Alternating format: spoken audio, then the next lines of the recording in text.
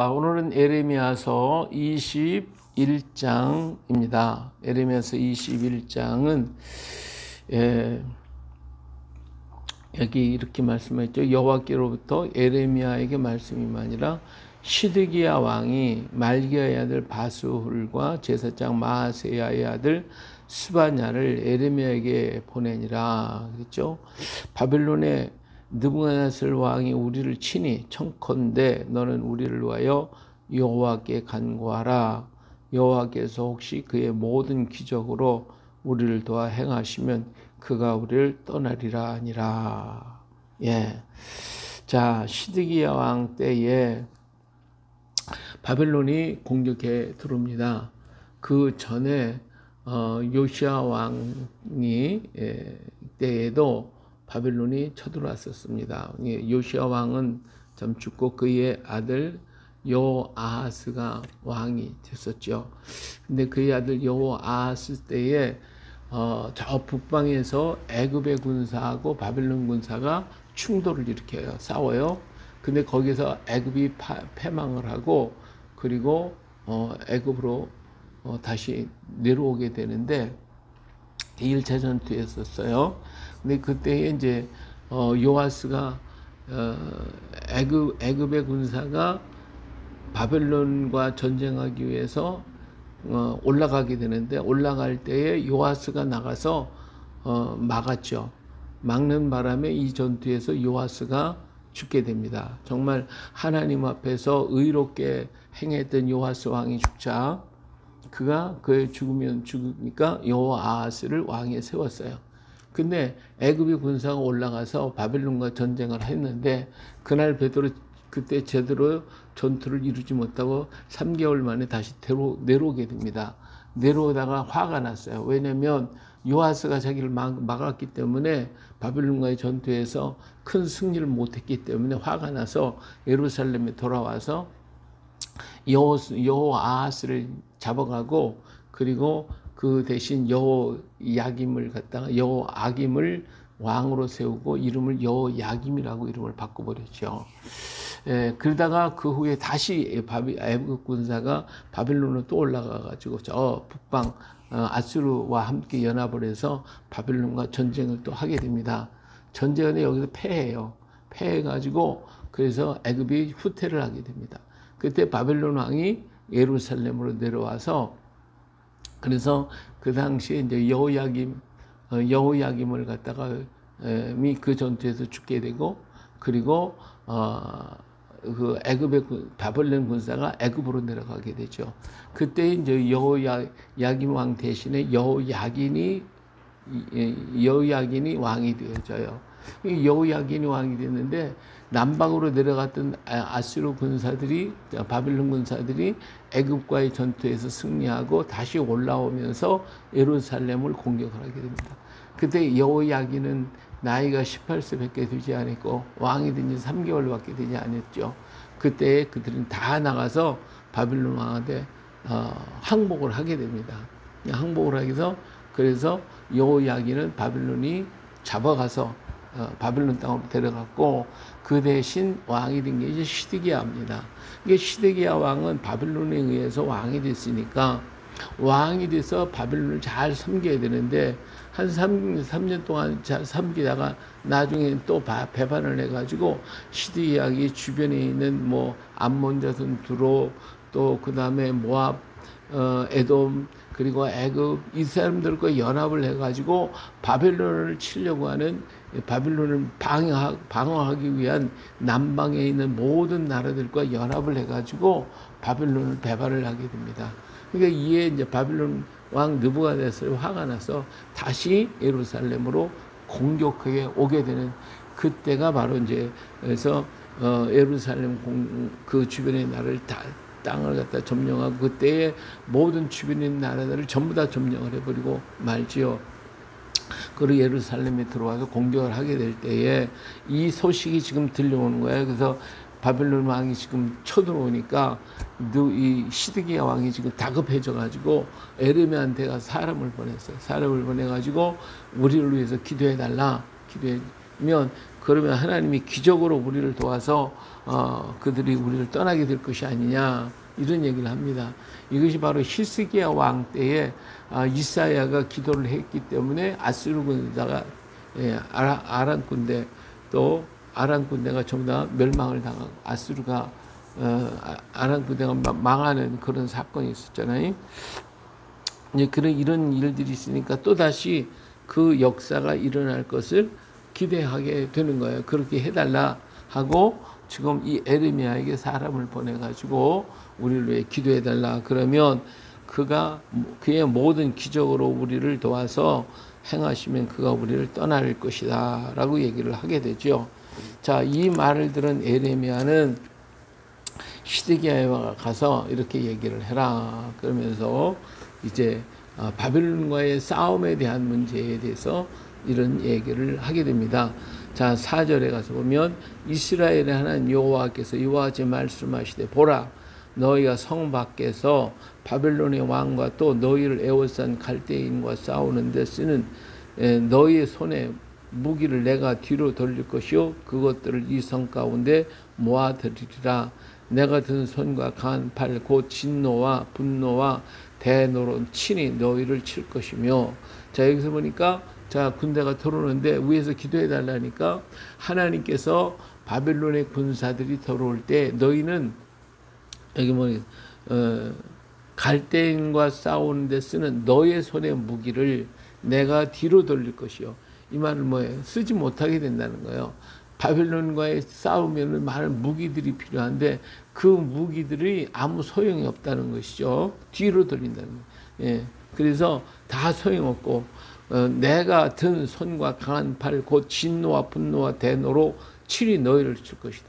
바벨론 군사가 칠 뿐만 아니라 내가 너에게 대적이 돼서 너를 칠 것이다 라고 하나님께서 지금 말씀하시는 거예요. 그래서 하나님이 유다의 대적이 되시겠다고 좀 엄청난 이런 말씀을 하고 계시는 거예요. 그러면서 또 뭐라고 하시냐면 내가 또 사람이나 짐승이나 이 성에 있는 것을 다 치리니 그들이 큰 전염병에 죽으리라 하셨다라. 예, 바벨론 군사가 성을 다 포위하고 있으니까 이 사람들 들어가지도 못하고 나가지도 못하고 그 안에서 갇혀있는 모습이 있단 말이에요. 근데 이렇게 이것으로도 이게 괴로운데 또 여기에 하나님께서 치시는데 어떤 걸로 치냐면 전염병을 해서 성 안에 전염병이 막 그냥 돌게 만들어서 전염병으로 다 죽게 만들었다고 해요. 하나님이 치시는 모습을 볼 수 있어요. 자, 7절에 여호와의 말씀이 그 후에 내가 유다 왕 시드기야와 그의 신하들과 백성과 및 이 성읍에서 전염병과 칼과 기근에서 남은 자들을 바벨론의 느부갓네살 왕의 손과 그들의 원수의 손과 그들의 생명을 찾는 자들의 손에 넘기리니 그가 칼날로 그들을 치되 치근히 여기지 아니하며 긍휼히 여기지 아니하며 불쌍히 여기지 아니하리라 하셨느니라. 예, 전염병에 살았다 할지라도 이제는 바벨론 군사가 쳐들어와서 너희들을 칼로 다 죽여버릴 것이다. 다 죽일 것이다. 그래서 그들이 얼만큼 잔인하냐면 치근히 여기지 않고 긍휼히 여기지 않고 불쌍히 여기지도 아니하고 무조건 다 남녀노소 할 것 없이 다 죽여버릴 것이다 라고 말씀하고 있는 것이죠. 자, 그러면서 하나님께서 이제 에레미야를 통해서 시드기야에 가서 이렇게 전하는 것이죠. 여호와께서 18절에 여호와께서 말씀하시기를 보라, 내가 너희 앞에 생명의 길과 사망의 길을 두어놓으라. 너는 이 백성에게 가서 전하라. 예, 그러니까 에레미야가 지금 사람들에게 얘기를 왔을 때 이 성에 하나님께서 너희 대적이 돼서 이 성이 전염병이 돌 것이고 칼로 나무들은 칼로 죽임을 당할 것이고 아주 처절하게 다 죽게 될 것이다 라고 하는 말씀을 하시면서 뭐라고 했어요? 내가 너에게 생명의 길과 사망의 길을 도겠다. 어떤 길을 선택할 건지 너희가 선택하라 하는 이 말씀을 그들에게 전할 뿐만 아니라 온 백성에게 가서 전하라고 그렇게 말씀을 하셨어요. 그러면서 9절 이 성읍에 사는 자는 칼과 기근과 전염병에 죽으려니와 너희를 에워싼 갈대인에게 나가서 항복하는 자는 살 것이나 그의 목숨은 전리품같이 되리라. 여호와의 말씀이니라. 내가 나의 얼굴을 이 성읍으로 향함은 복을 내리기 위함이 아니요 화를 내리기 위함이라. 이 성읍이 바빌론 왕의 손에 넘김이 될 것이요 그는 그것을 불사르리라. 자, 이제 하나님께서 생명의 길과 사망의 길 두 개를 놨다. 자, 그런데 너희가 살기 위해서는 어떻게 해야 돼요? 생명의 길을 선택하라는 거죠. 선택은 너에게 달렸다. 생명의 길과 사망의 길. 근데 이 생명의 길을 한 가지 이제 남은 길은 뭐냐면 항복하는 것이다 이거죠. 갈대인에게 나가서 항복하는 자는 살 것이다. 항복해라.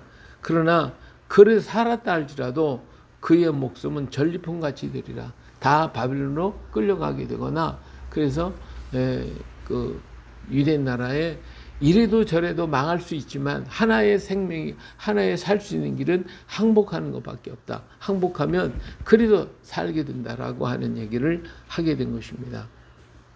그래서 이렇게 하는 것은 하나님께서 지금도 노하고 계시기 때문에 그렇다라고 하시는 것이죠. 요아스 왕의 뒤를 이어가지고 정말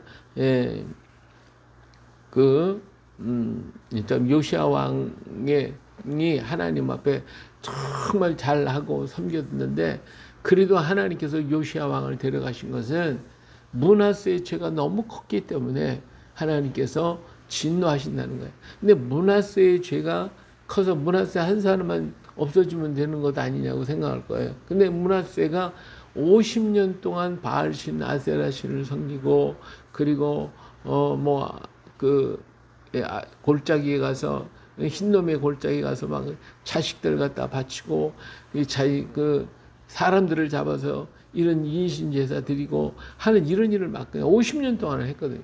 이러다 보니까 백성들이 전부 다 거기에 물들어 가지고 하나님 앞에 돌아온다고 하나님께 와서 예배한다고 하는 그 자체가 그것이 전부 다 거짓된 것이고 그래서 오직 해서 하나님께서 땅을 밟는다. 내 땅 밟는 것도 싫다고 하신 말씀은 너희들이 제사 드리는 건 안 받겠다고 하시고 하나님께서 에레미야가 기도하니까 나를 유대를 위해서 기도하지도 말라고 이렇게까지 말씀을 하셨겠어요. 그러면 요시야 왕이 죽고 난 다음에 그 뒤를 이어서 여호아하스 왕이라든지 또 여호야김이라든지 여호야긴이라든지 이런 모든 왕들이 정말 하나님을 섬겼냐? 그렇지 않았단 말이에요. 그들을 이어서 또 역시 같은 죄를 범했어요. 왜 이렇게 됐냐 하면 백성들 속에 뿌리 깊이 내린 것이며 50년 동안 그들이 바알신을 하나님을 떠나고 바알신을 아세라를 섬기고 그 다른 여러 지방의 이방의 신들을 갖다가 섬긴 그것들이 아주 뿌리밖에 이렇게 깊이 있었단 말이에요. 에스겔 선지자에게 하나님께서 에스겔 선지자가 1차 포로로 잡혀간 사람이잖아요. 2차 포로로 잡혀간 사람인데 잡혀갔을 때 하나님께서 유대 나라가 망한다고 그러니까 에스겔도 하나님 왜 우리가 망해야 됩니까? 하고 막 하나님께 탄식하고 기도하니까 하나님께서 에스겔을 데려가지고 예루살렘으로 데려갔단 말이에요. 그래서 예루살렘에 가서 다 보여주셨어요. 보이니까 그들은 하나님 앞에 예배한다고 하면서 뒷구멍에 가가지고는 일월 성신 하여튼 온갖 귀신들 하여튼 짐승 곤충에까지도 모두가 다 제사를 드리고 예배하고 있고 해를 바라고 제사하고 하는 이 모든 광경을 다 보여주셨어요. 그렇기 때문에 망한다는 거. 이게 이러한 죄악이 백성들 속에 뿌리 깊이 내려있기 때문에 이것을 해결할 길이 없다는 거예요. 교육을 시키고 아무리 애를 쓴다 해도 해결할 길이 없어. 그래서 하나님께서 이들을 다 쓸어버리신다는 거예요. 다 쓸어버리시겠다. 그래서 새로운 역사를 일으키겠다라고 하시는 것입니다. 정말 안타깝죠. 뿌리 깊이 내린 그 가슴 속에 에레미야에게 하신 말씀이 있어요. 이 백성이 철피를 가지고 금강석 철피를 가지고 가슴에다 다 새겨놨다고. 그 정도로 그들은 그 죄에서 벗어나질 못하는 그렇게 뿌리 깊은 모습이 됐다 그거예요. 오늘 우리가 하나님 앞에서 정말 우리가 변화됐다고 그러면 우리 속 깊은 것까지 완전히 바꿔줘야 되는데, 우리가 예수 믿고 믿는다고 하면서도 옛날에 했던 그 습성, 옛날에 가졌던 내 생각, 그것이 잡혀가지고 그냥 가끔가다 그런 게 툭툭 튀어나온다 그러면 그러면 제대로 예수 믿는 게 아니잖아요. 온전히 믿으려면 내 속에 있는 마음속 깊은 곳까지 있는 과거에 있었던 모든 것까지 다 성령의 불에 다 태워버리고 예수님의 피로 완전히 흠과 티가 없이 다 씻어지고 새롭게 거듭나야 돼요. 새롭게 거듭나.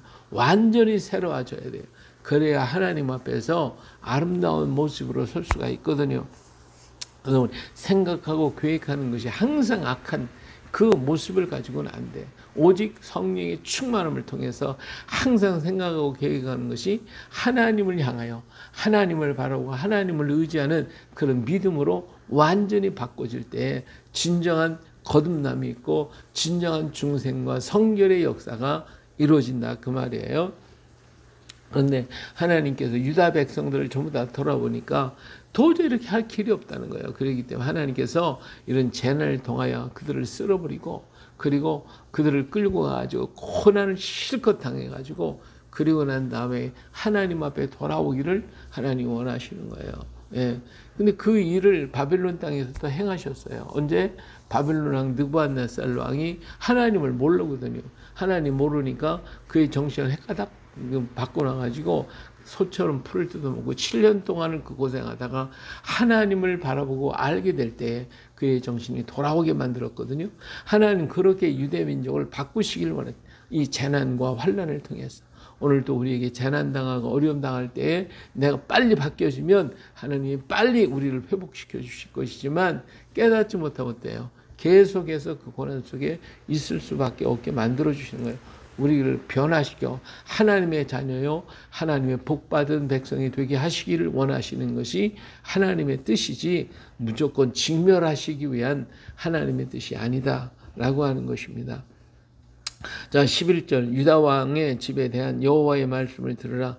여호와 그리와 하지 말씀하시니라. 다윗의 집이여 너는 아침마다 정의롭게 판결하며 하여 탈취당한 자를 압박하는 자의 손에서 건지라. 그리하지 아니하면 너희의 악행 때문에 내 분노가 불같이 일어나서 사르리니 등이 끌 자가 없어. 이렇게 바꾸라는 거예요. 생각을 바꾸고 행하는 일을 다 바꾸라는 거예요. 우리의 삶이 완전히 바꿔지고 뒤집어져야 됩니다. 그래서 하나님의 뜻에 합당한 자가 되도록 그렇게 바꿔야 된다는 거예요. 여호와의 말씀이나 골짜기와 평원 바위의 줌이나 보라. 너희가 말하길 누가 내려와서 우리를 치려 누가 우리의 거처에 들어오려 하거니와 나는 네 대적이라. 이 사람들이요 이 예루살렘이 산 꼭대기에 있는 것이고 견고한 반석과 같은 그런 곳에 세워진 곳이란 말이에요. 그러니까 그런 곳에 살기 때문에 적들이 와가지고 이 공격한다는 게 굉장히 어려워요. 상당히 어렵단 말이에요. 그런데 유다 백성들이 하나님 말씀 듣고 회개하고 하나님을 돌아오기를 하나님이 원했는데 그들이 뭐라고 하냐면 이 견고한 성읍 누가 와서 치겠냐? 누가 공격하겠냐? 아니야. 누구도 쳐들어올 수가 없어. 그러면서 그들은 교만해가지고 안 듣는 거예요. 하나님 말씀 안 듣는 거예요. 그러니까 사람이 공격하기는 어렵다 할지라도 뭐라고 했어? 나는 네 대적이라. 하나님이 공격하시는데 누가 당할 수가 있습니까? 예, 하나님이 공격하시겠다는 거예요. 예, 그래서 이런 교만을 하나님이 꺾으시겠다. 이 완악함을 꺾으시겠다고 하는 하나님의 절대적인 의지를 여기서 보여주고 있는 거예요. 내가 너희의 행위대로 너희를 벌할 것이요 내가 또 숯불에 불을 놓아 그 모든 죄를 사르리라. 여호와의 말씀이니라. 이 말씀은 예루살렘 모든 성읍에 불을 질러서 다 상하게 없어지게 만들 것이다. 이런 말씀을 하고 계시니까 하나님의 분노하심이 얼마나 크다는 것을 우리가 알 수가 있잖아요. 우리 하나님은 굉장히 여리셔서 어떤 말씀만 해도 금방 감동을 받으시는 것이고 이렇게 막 화를 내셨다가도 우리가 하나님 앞에 좀 바르게 계시면 금방 뜻을 돌이키시는 하나님이신데 하나님의 이 노를 갖다가 돌이키려고 하는 사람이 없다 이거예요. 예루살렘 거리 다녀봐라. 거기 한 사람이라도 이 성 무너진 것을 부여잡고 울고 기도하는 자 내가 만나기만 하면 내가 멸하지 않겠다라고까지 하셨어요. 이만큼 우리 하나님은 마음이 여리신 분이신데도 불구하고 이렇게 강력하게 대적하는 것은 예루살렘에 이렇게 하나님을 찾고 신실하게 엎드리는 자가 없기 때문에 그런 거예요. 에레미야를 가서 하나님이 보내신 이유는 그들로 하여금 깨달으라고 보냈지만 이들은 깨닫지 못하고, 그럴수록 에레미야를 죽이려고 하고 에레미야 말을 듣지 말라고 그러고 에레미야를 이단시하고 아예 가까이 하지도 못하게 하는 이런 악을 행하고 있단 말이에요. 20장에서도 보니까 에레미야를 갖다가 감옥에 가둬놓고 목에다 큰 칼을 세워놓고 고랑을 세워놓고 이런 것까지 했잖아요. 이렇게 해서 에레미야는 지금 고통 속에 있는 게 막 간 데마다 이 사람들이 자기를 죽이려고 그러지, 협박하고 막 야단하고 욕을 하지. 그게 굉장히 힘들고 괴롭기 때문에 나 하나님 말씀 안전하겠다고 이렇게까지 했잖아요. 그렇게까지도 하나님은 에레미야를 보내서 그 백성을 일깨우려고 했지만 깨닫지 못하는 백성은 멸망할 짐승과 같이 같을 수밖에 없죠. 예, 그래요. 오늘 우리들 자신에게도 하나님 말씀을 들을 때마다 순간순간마다 깨닫고 하나님 앞으로 빨리 돌아가는 거, 이것이 가장 귀하고 복된 일이 아닐 수가 없습니다. 할렐루야. 그런 거로 빨리 깨닫는 사람이 복이 된 사람, 빨리 돌이키는 사람이 복이 된 사람, 그리고 하나님 앞에 가서 아양 떠는 사람이 복이 있는 사람, 그 사람 하나님께서 마음을 금방 바꿔가지고 하나님이 축복하시는데, 다윗이 그랬잖아요. 하나님 내가 성전 건축하겠습니다. 그랬더니 하나님이 그 말 듣고 너무 감격해가지고 막 다윗의 집에다 한도 끝도 없이 부어주시겠다고 언약을 하셨잖아요. 그래요. 주님 기뻐하시기만 하면 우리 하나님이 한없이 축복하시는 하나님, 사랑의 하나님이요 은혜의 하나님이심을 우리는 기억하고, 진노하시고 분노하게 만든 이 이유가 무엇인가를 깨달아야 할 것입니다. 예, 오늘 또 우리가 어떻게 하면 주님을 기쁘시게 해드릴까? 어떻게 하면 주님과 함께 걸어갈 것인가를 생각하며, 이 힘으로도 내 육신의 생각으로는 안 되니까 어떻게 성령을 부어주시옵소서. 성령을 충만히 부어주시고 성령의 이끌림을 따라 순종할 마음을 내게 주시옵소서. 그래서 복된 오늘 하루가 또 되시기를 예수님의 이름으로 축복합니다. 할렐루야.